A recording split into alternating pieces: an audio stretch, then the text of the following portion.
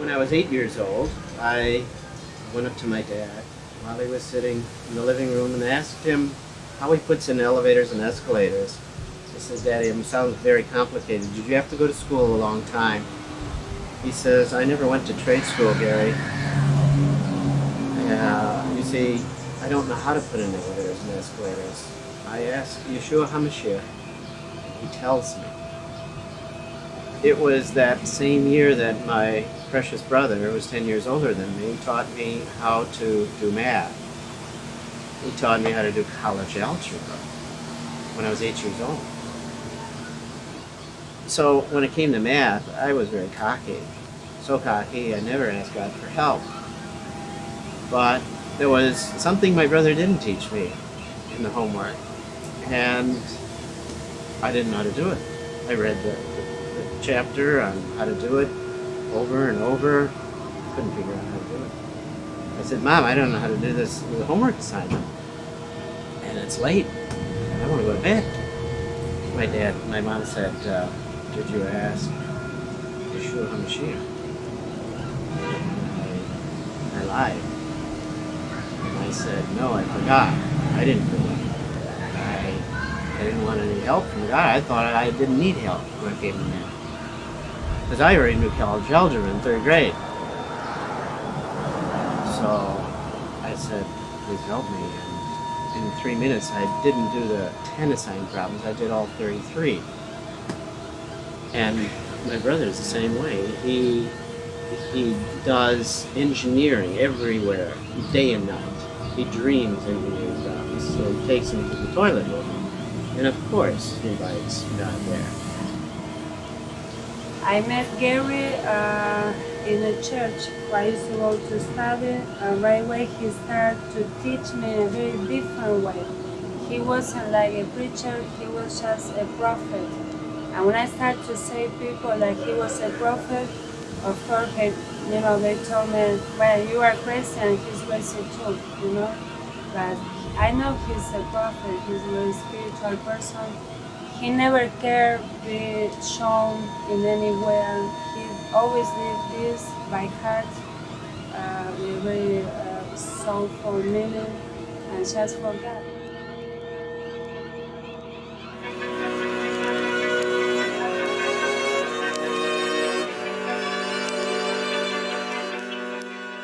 Yaakov Ramzel, a Hebrew Messianic Jew who believes that Yeshua HaMashiach is the returned promised Messiah, he found that everywhere in the Old Testament, in Hebrew, that it talks about Pentecost is written a coded message that says rapture, harpuro, the snatching, the stealing, the catching away. But no one has found a verse in the Bible or even a coded message in the Bible of the year that it'll happen.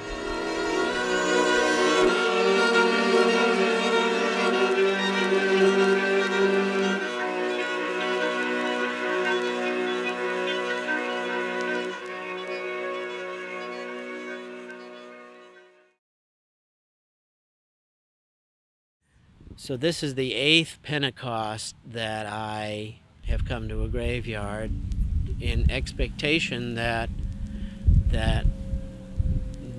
while I'm here, I have 100% certainty that the Lord could do it. There's no reason why He wouldn't have to do it. Right now I'm a bus driver for Robinson Bus Company. Gary is Jesus the prophet, I believe. God speaks right through him. I know he does.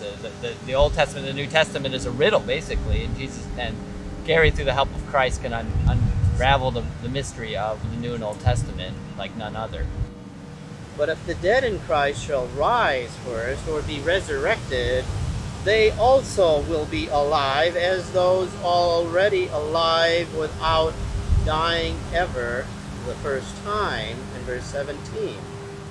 Watch therefore, for you know neither the day nor the hour wherein the Son of Man cometh.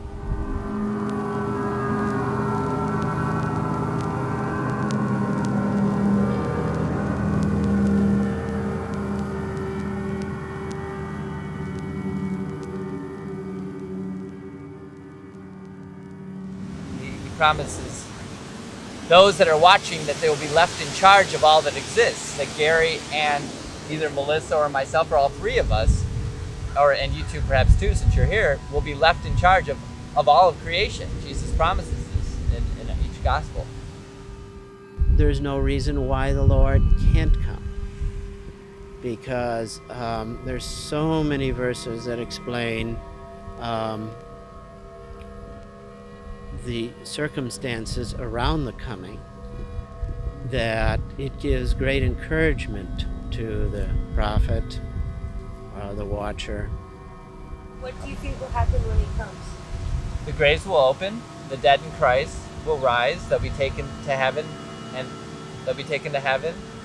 and also the ones that have faith that aren't watching are considered, as Jesus talks about, as the sleeping brides of Christ, and they're married to Jesus, and they'll be raptured, they'll be cleaved, they'll be snatched, harporoed, as Gary says, snatched, taken to heaven in a moment, in a twinkling of an eye. But we're going to be left behind because we're watching, because we're going to watch Jesus fulfill what he promises. We're going to watch what he promises to unravel. You made a joke earlier that you two are the most miserable people on the earth. Right, What we did hate you our say? lives. I for the last few years have hated my life, and Jesus said, if you don't hate your life, then you can't have his life.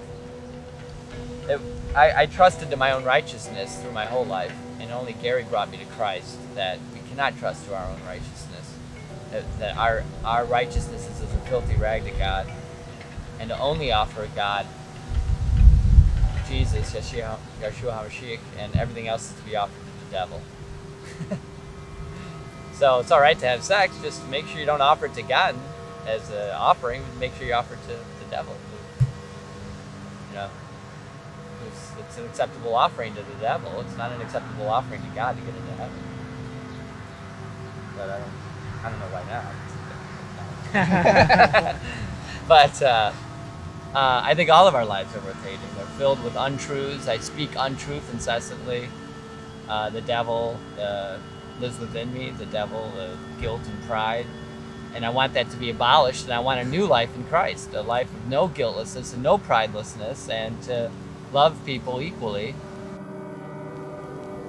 And if there is a resurrection of the dead, I offer my will to Jesus, the priest's will, to witness to the world for 3.5 years. Our mission would be to witness to the world that, to actually plague the world with any kind of plague we could possibly imagine, to turn the hearts of children, the hearts of humans.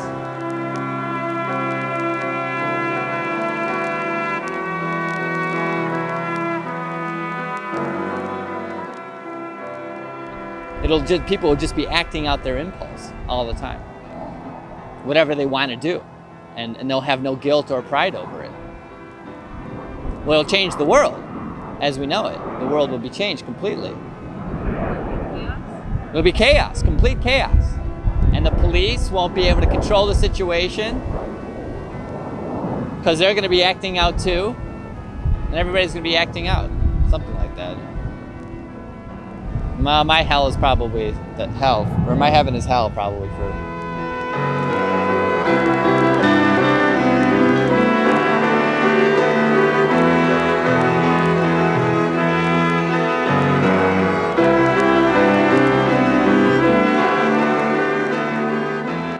But if he doesn't do it, I will watch another year with total expectation that he may be merciful enough to not let his bride or his prophets wait any longer.